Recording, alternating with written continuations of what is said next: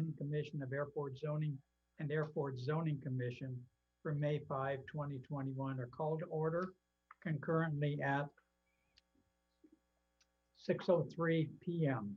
Pursuant to Executive Order N-25-20 and N-29-20, members of the Planning Commission and staff are participating in this meeting via video link Zoom and/or teleconference. This is not an in-person meeting. Members of the public may observe this meeting on the City of Hawthorne website or on YouTube. We'll now have the Pledge of Allegiance. Commissioner Richard, would you please lead us in the Pledge of Allegiance? No problem. Put your hand over your heart. Repeat after me. Pledge allegiance to the flag of the United States of America and to the republic for which it stands, one nation, under God, indivisible, with liberty and justice for all. Thank you. Mr. Secretary, please call the roll. Yes, Chairperson Smith. Present. Vice Chairperson El-Shanable. Present. Commissioner Ortiz. Present. Commissioner Caraveo. Present. And Commissioner Richard. Present. Thank you. Oral communications. This is the time for oral communications. Because this meeting is not an in-person meeting, members of the public who wish to participate in the meeting were asked to participate by calling or emailing the Planning Department no later than 5:30 p.m. today, noting the item on which the member wants to speak. This information was provided on the agenda, posted in compliance with the Brown Act on Friday, April 30, 2021. At this time, if there were any messages left for oral communication, staff will either read messages on behalf of those individuals who wish to provide written comments for oral communication, or invite members of the public who wish to provide oral communications to speak through the Zoom application. Remarks, whether written or oral, are still limited to 3 minutes in duration. So this is the time for the public to address the Planning Commission and the Airport Zoning Commission. Staff, is there any participation from the public for oral communications? Yes, there is. Ms. Megan Mitchell would like to address the Planning Commission. Ms. Mitchell, you have the mic. Great, thank you. Good evening, Commissioners, Chair and Vice Chair. I'm Megan Mitchell. I live in North Hawthorne. My neighbors and I intended to appeal the recent design approval for the Hyatt Place. However, we found out it cost $2,976 to final, and after COVID kind of took all of our jobs last year, we had a hard time coming up with funding. So that's why I'm here in front of you today. My neighbors and I have no problem with the creation of the hotel zone. We understand we need the tax dollars and the jobs here. We believe it's the planning department's job to keep an eye on the big picture and make sure that these developments don't take advantage of the city and its residents. Many of those residents are long-term renters whose landlords don't pass the public notices down to them, so they don't know what's going on. Based on my research, in the past 4 years, plans have been approved by this commission for 4 hotels by the sole developer of this area off of Imperial. I've provided a photo guide for y'all of the current conditions. I can tell you no construction has begun on any of them. And in 2018, after moving here, I received a notice about the Hilton Garnet. So I went door to door, gathered 29 signatures from 24 addresses in an hour. Our concerns were presented. I brought the petition to you guys in a in-person meeting. Our concerns were heard, but overall, not considered in the final approval. I followed up with Brian James about potentially adding some guidelines to the zoning, and also with John Ramirez in the future. Our requests were never taken serious and no meetings were actually established. And you can see from the email log that I've provided you as well, there is significant effort on my part to communicate with the planning department over the years. So in January, I received notice that the southern part of Acacia was potentially going to be vacated to this same developer. And the northern part was vacated in 2013. So when I first approached the commission in 2018, I didn't know that they actually owned part of Acacia. I assumed it was a public road.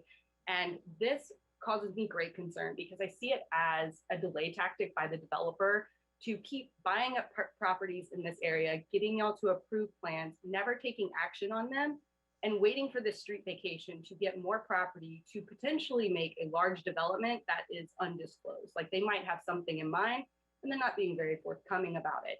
I would really like, and also on that note, the city has given private roads to developers before. And I think a great example is the medical center and the Hawthorne Mall, which we all know are eating resources to try to deal with now. So I'm concerned that in 20 years, we're gonna have a neglected area that wasn't very thought through as far as how it fits into the neighborhood.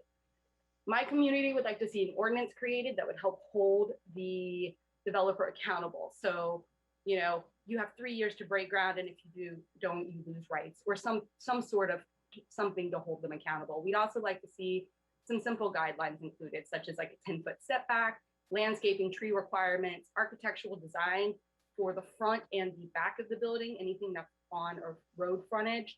As you can see in the pictures I provided, the Birch Avenue side is being created as like an alley or the back of the hotel zone.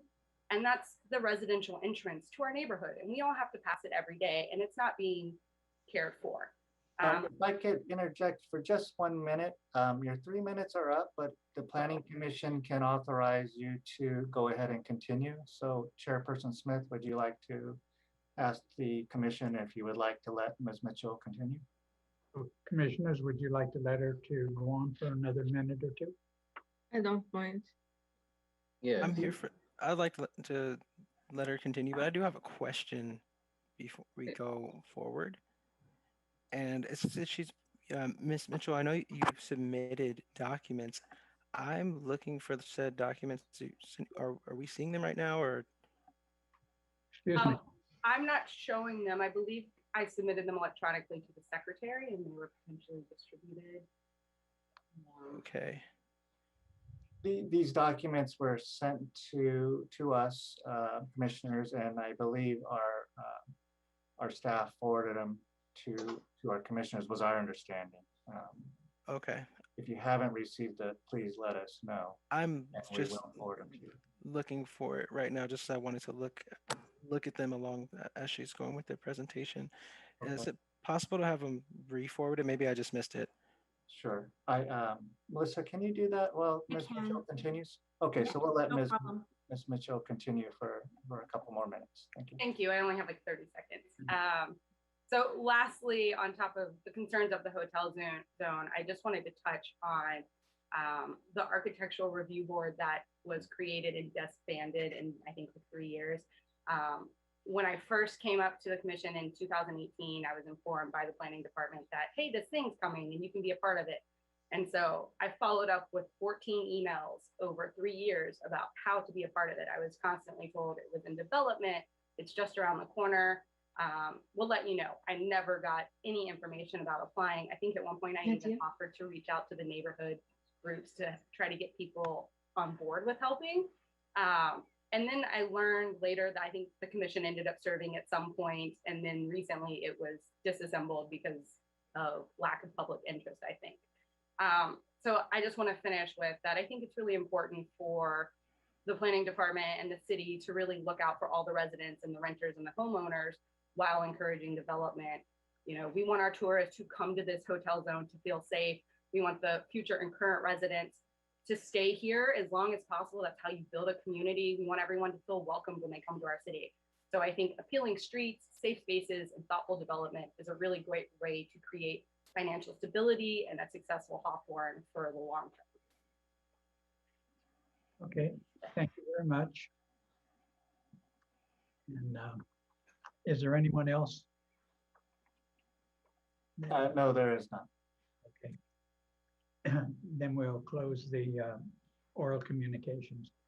Next, we'll have the Planning Commission and Airport Zoning Commission consent calendar, and there are no items. Recess the Airport Zoning Commission. We now have the Planning Commission consent calendar, and there are no items to that. Continued public hearings. Conditional use permit 2021 CU01. Now is a time and place to open the public hearing to consider conditional use permit 2021 CU01. Mr. Bashmakian will present a staff report. Thank you, Chair Smith and Planning Commission. This is a request for a conditional use permit to allow for the on-site alcohol sale associated with a future restaurant at 12520 Crenshaw Boulevard. I will share my screen and do a presentation.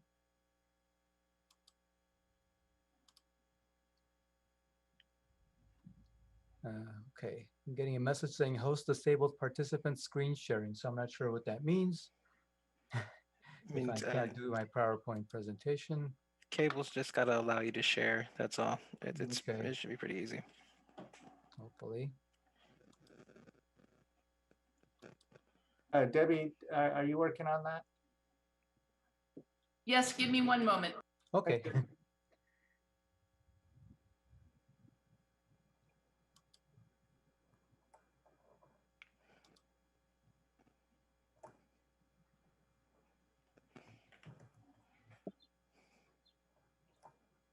You're all set to go ahead and share your screen. Oh, thank you.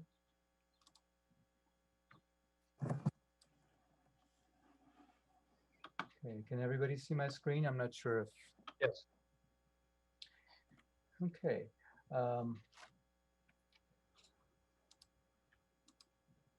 This next slide shows the vicinity map, the location of the property, which is a mixed-use project that's almost complete, and construction is almost completed.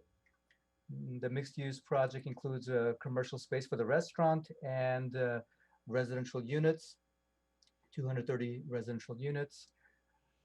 Area is bounded by El Segundo Boulevard to the south, Jack Northrop Avenue to the north, and it's on the east side of Crenshaw Boulevard. This next slide shows the zoning of the area, and the area is out circled in the oval red, which is the green line mixed-use specific plan.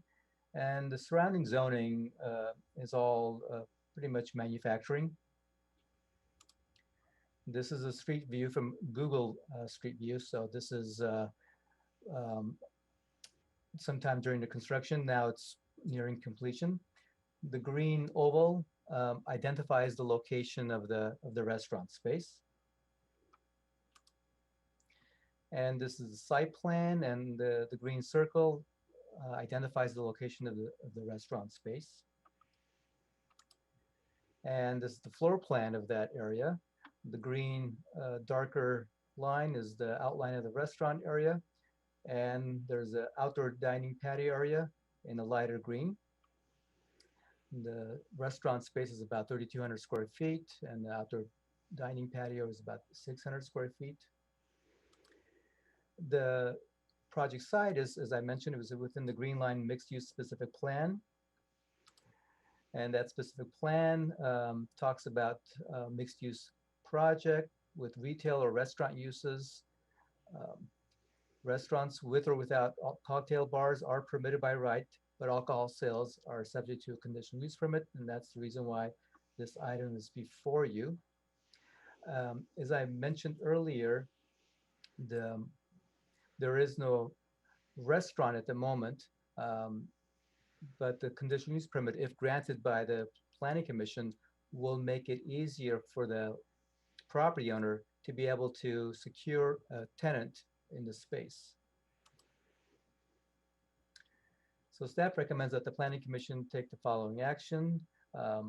Adopt Planning Commission Resolution 2021-06, approving the CEQA determination and conditional use permit 2021 CU01, allowing the on-site sale of alcohol associated with the future restaurant use at 12520 Crenshaw Boulevard, subject to the conditions of approval that are in the attached resolution along with the findings. So if there's any questions, I'll be happy to answer them. Thank you. Thank you. Does the Planning Commission have any questions for staff? This is a time for questions of staff only. Yes. I'm sorry, go ahead. Oh, one. Go ahead, Commissioner. No, It was just the question that Art answered. I was just curious to know if there was anything in the works to decide which restaurants is actually coming in. But apparently there's no talk. It's just like we're approving it, and then they're going to approach restaurant owners or franchises. Yeah, Right? there is no actual restaurant, and the objective is to, by having a CUP, naturally will make it a lot more attractive to attract a restaurant to this location. Okay. Thank you.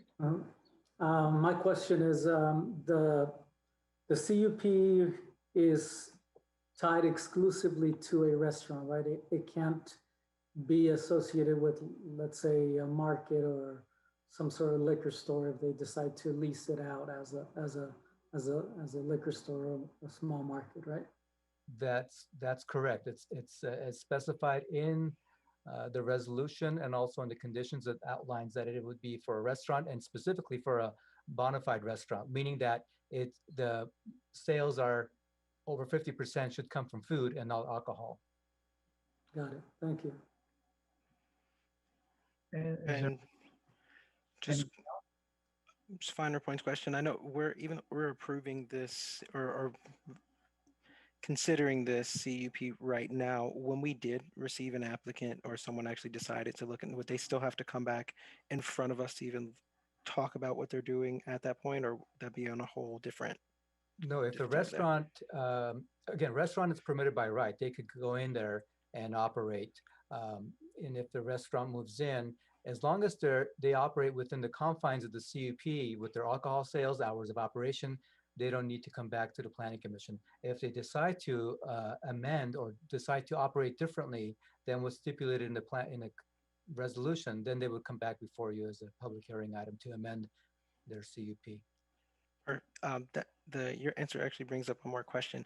When you say they operate under the hours of operation, is there a limit on the hours of alcohol sales that are in the CUP? Yes, in the draft attached resolution, staff has recommended as a condition of approval, alcohol sales be limited between 11 a.m.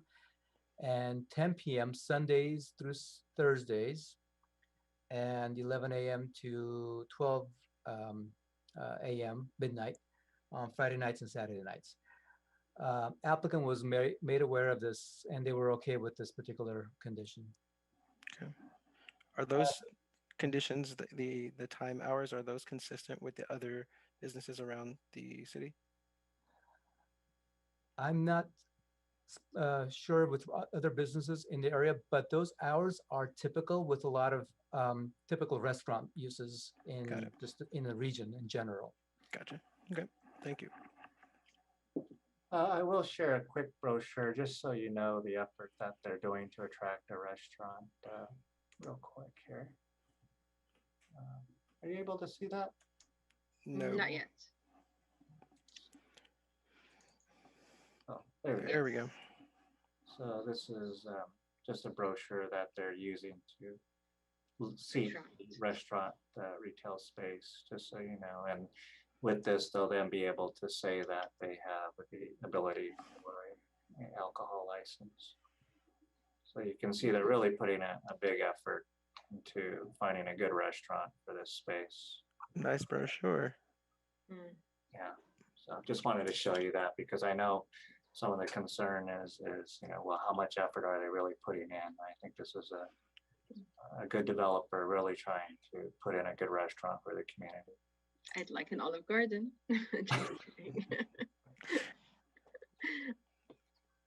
Okay. Was that the art project that we saw that's already in the brochure? They put they're on board.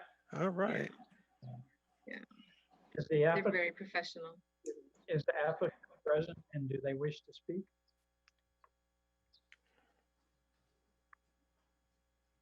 And they're not present. Yeah, they're not present. I don't see their names. Is there anyone else who wishes to address the commission on this issue?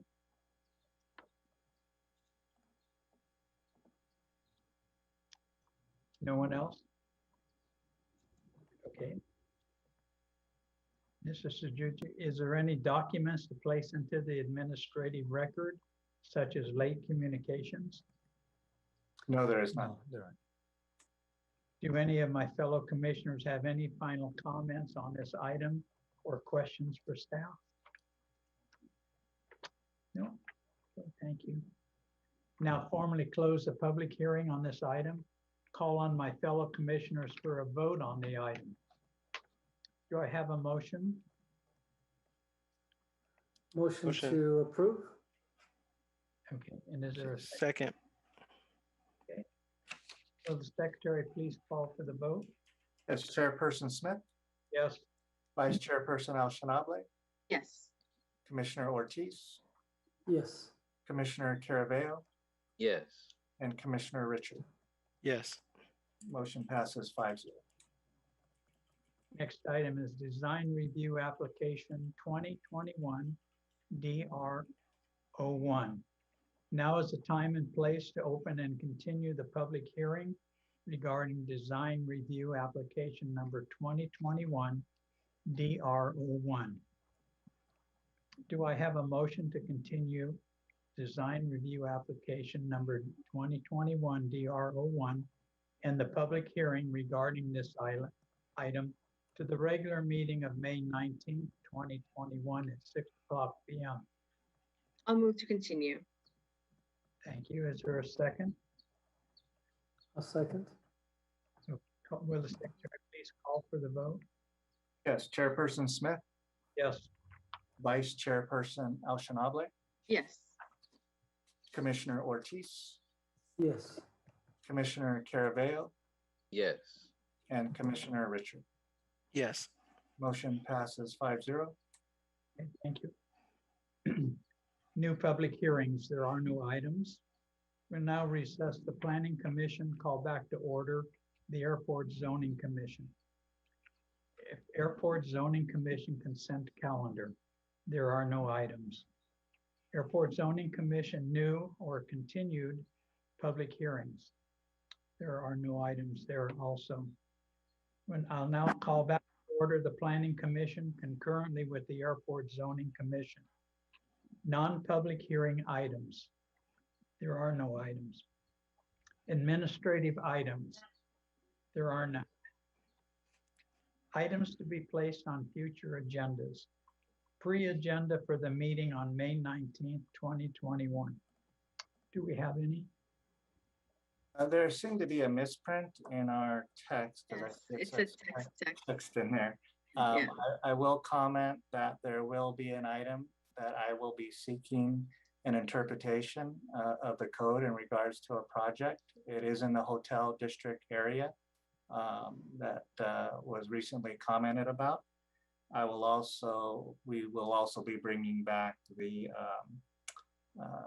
continued public hearing for the Starbucks potentially on Rosecrans Avenue that we just continued. So that will also be on and hopefully ready to be presented for a vote. Melissa, do you recall anything else that we had? I think those were the two. Those are the only two that I remembered. Yeah, I think we got them. Yes. Thank you. Commissioner reports. Commissioners, do you have anything you'd like to report on? I actually have a question for staff, and Melissa, you can tell me if it's not appropriate and we need to agendize it or anything like that. But is there, we do have a limitation, a statute of limitation for development, right, on conditional use permits. Can you identify what that timeline is? You go ahead, Melissa. Go ahead, Peter. It's 3 years and it's in our code. I don't have I can pull up the section and send that to you, but we do have something in our municipal code, in the zoning code, that indicates that that entitlements can expire after 3 years. So And our is it timeline is 3 years.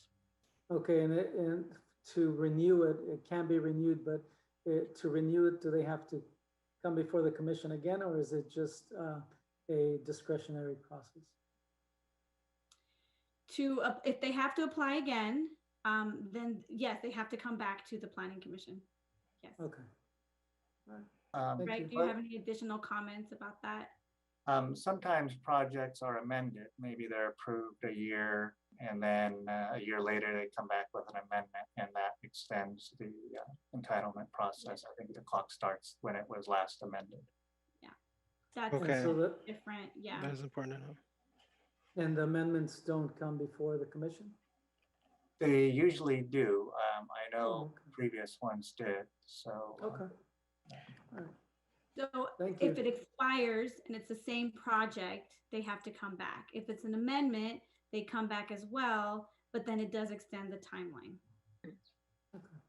Okay, so thanks, Juan. That was a good question. So anytime we are voting on an amendment, we're also, by act of doing that, by virtue of doing that, extending the entitlement time that they have there. Okay. So just to clarify, Melissa, so if someone comes a day before the 3 years are done and amends something, does that give an additional 3 years? In theory, it can. Yes. Yes. But would it be within our scope of authority to say that you only have 2 years instead of 3 since you came last minute, or it wouldn't? Actually, we do. I think that we do have the authority to do that. I don't have the section in front of me, but Greg, correct me if I'm wrong. It does talk about unless a shorter period is provided by the commission. Okay. That's the language, right? Okay, I wanted to quote it as accurately as possible, but yeah. I believe that's what it says. Yeah. Okay. Thank you. Okay. No more comments on my part. Thank you.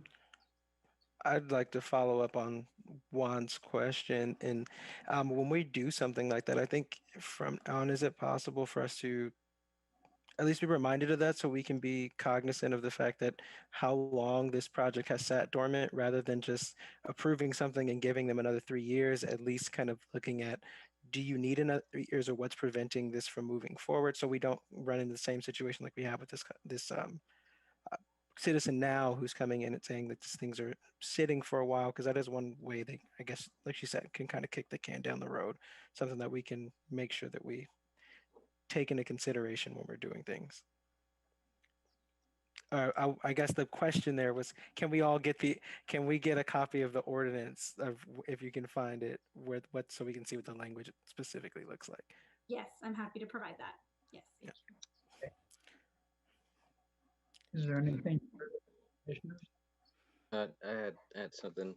I had just wanted to thank Megan Mitchell for her comments and concerns with the project and her input on the hotel zone. And then, like I mentioned in my arguments in the last couple of meetings about the guidance and ordinance for that zone, it's not really, clear as far as the standards for development.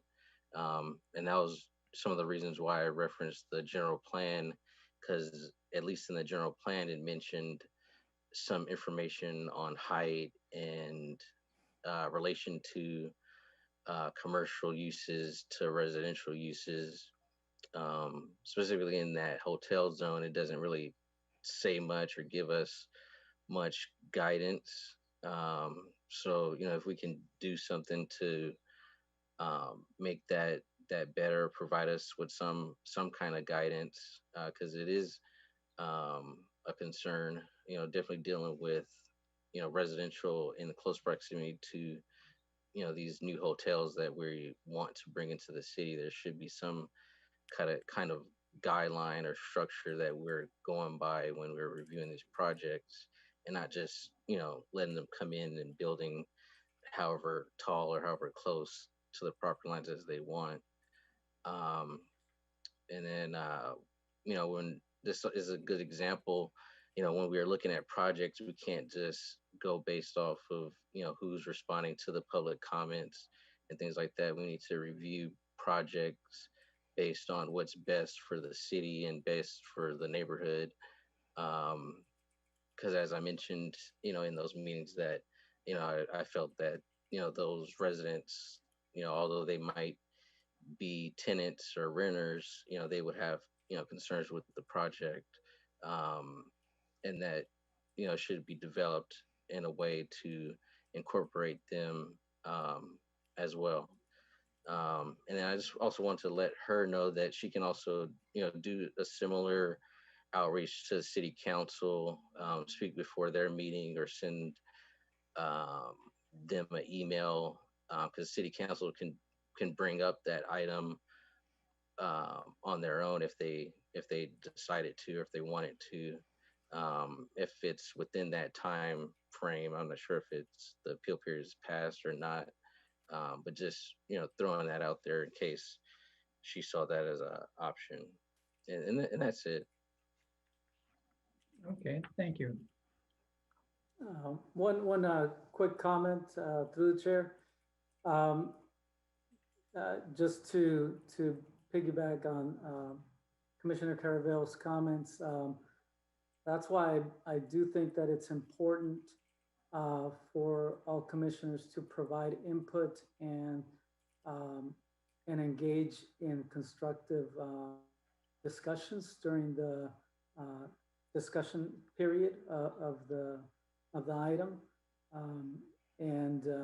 There really is, even though there might not be a specific guideline as to what can be done, setbacks, heights, things like that.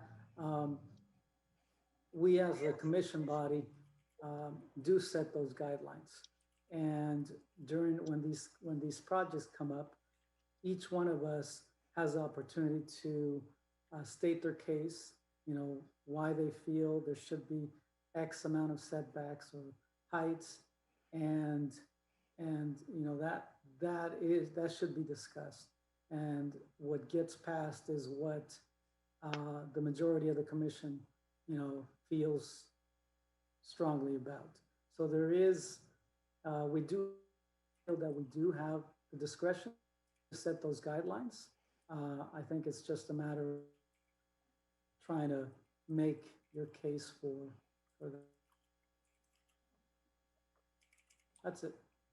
Okay, thank you. I'm sorry to keep doing this. I have one last question, and maybe staff can answer and clear this up for me. The person who came in to speak, she mentioned that something about an appeal process and it costing like $2,000 or something like that. And I was a little unclear about what exactly she was getting at that point. Is anyone else who may have can provide some clarity there, or what she meant? I guess in 2018, when the project was approved,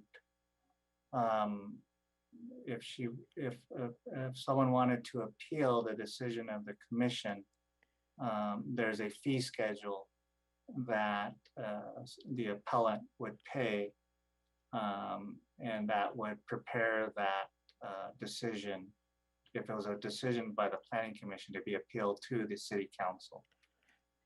Is that still the case, that any decision by the planning commission, the community has to pay in order to appeal said decision? I believe that is in our code, that it goes through the appeal process by the commission, would go to the city council, and then applicable is a fee that's adopted by the city for appealing. I'm happy to provide those sections to you and a copy of the fee schedule if the commission would like. I'll go ahead and do that.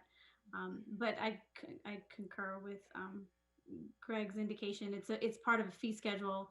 It's actually pretty typical for an appeal to have a fee, because an appeal involves a public hearing. You have to go through the same process that you would go through as an applicant would go through, and an application has a fee as well. So. But I'll provide a copy of the fee schedule and a copy of those code sections that were mentioned today, so that you have that for your own edification. Yeah, Okay. do that if you would. Yeah, please. Okay. Yeah, and most cities have an appeal process, and there's always a fee associated with it, so that way people aren't freely just appealing projects to city council. And then I know most cities, like if the appeal goes into their favor, then sometimes there's a reimbursement done. I'm not sure if Hawthorne does that, but that's also could be the case. And then also most of the times city council can bring up an item if they feel it's, you know, contingent or they want to talk about it in their meetings. City council can appeal it themselves and bring it up for their review. We have that as well, and I'll send those code provisions to you as well. What we can do is we can agendize this for discussion at the next meeting. Yes, We that's can just Yeah, talk please. about appeal process and give you just kind of a brief overview of what the appeal process is. We okay. can do that. Very I good. think that'd be a great idea. Yeah, I just want to make sure that our schedule's not like prohibitively expensive to, Yes. you know, the residents being able to actually voice the opinions that they have. We will put that research together for you, and we'll have it for you hopefully at the next meeting. Appreciate it. Thank you. So is there anything further from the commissioners? If not, then this meeting will be adjourned at 6:38. Thank you all very, very much for tonight. Thank you, everyone. Thank Thank you, you. everybody. Have a good night. Bye-bye.